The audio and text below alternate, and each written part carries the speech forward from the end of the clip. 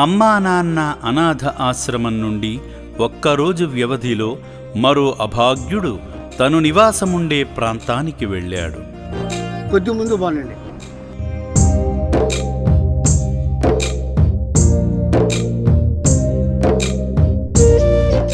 పూర్తి వివరాల్లోకి వెళితే చౌటుప్పల్ మండలం దండుమల్కాపురం బస్టాండులో ఉంటున్న శంకర్ అనే అభాగ్యుడిని ఆగస్టు 11వ తేదీన అక్కడి స్థానికుల సమాచారంతో అమ్మా నాన్న అనాథ ఆశ్రమానికి తీసుకొచ్చిన విషయం తెలిసింది.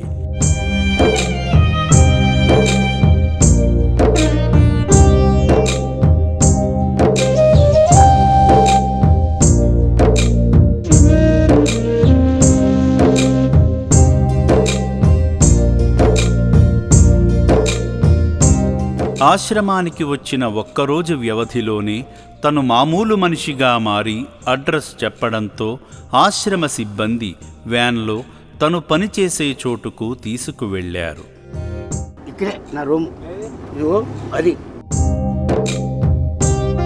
వెళ్లే దారిలో తన ఓనర్ ఇల్లు ఎక్కడే అని, తను పనిచేసే చోటు అదే అని సిబ్బందికి చూపించాడు. ఇటు క్యాష్ పక్కన అటుండండి, అదే కొట్టు.